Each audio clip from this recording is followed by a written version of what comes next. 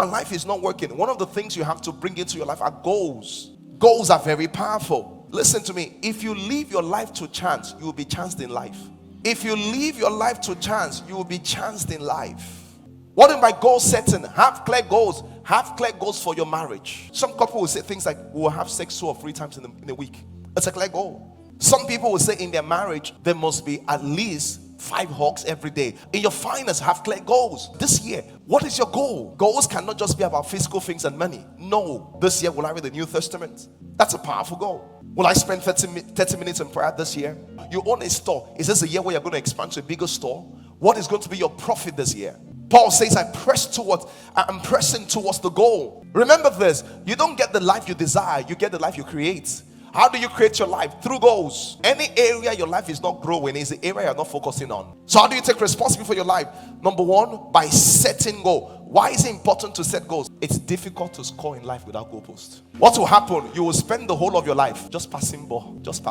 From day to day, just dribbling. Dribbling to do what? There's no goal to score.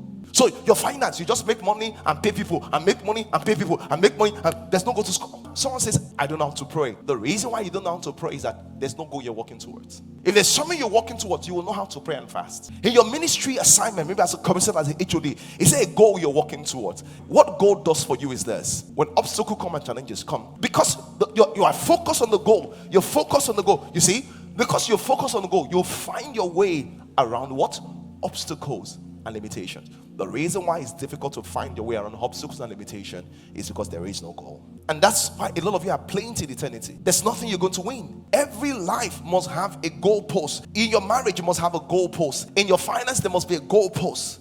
In your spiritual life, there must be a goal post. There must be a place to score, or else you'll be playing for nothing. 3 things that your goals will do for you. The first thing is this. For the first thing, number 1, your goals will give you focus. Watch this again.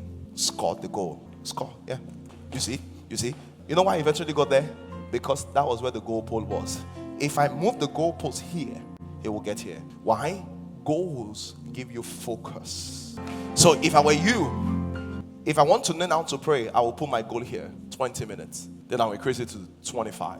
I increase it to 30. You know why? Every time I increase my goal, I achieve my goal, I increase it, I get more focus. My finances, I will take it for 5 million and say 10 million and move it to what? 20 million. Because that's what I will focus. The second thing why your goal is important is this. It's not just focus. The second thing, goals will grow your capacity. When there's nothing to fight for, you don't develop muscles. Goals will grow your capacity.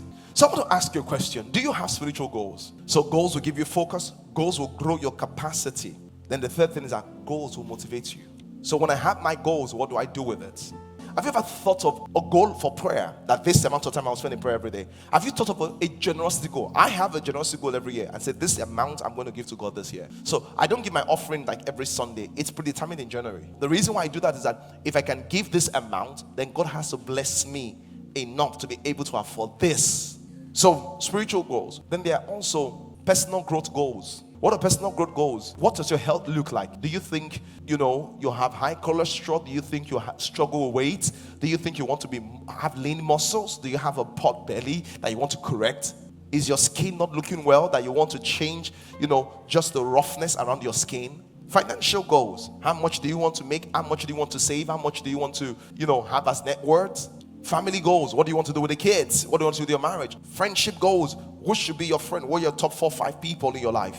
Spiritual goals. I'm going to be a cell leader this year in church. If you don't I'm going to be a cell leader this year in church. So when you set the goals, what do you do with it? Proverbs chapter 24 verse 3. One of the things you do once you have your goal is to begin to gather information. To be uninformed is to be deformed. Every man's mountain is his ignorance. There's no mountain anywhere. Every man's mountain is his ignorance. To be uninformed is to be deformed. The area you are uninformed, you are deformed in that area.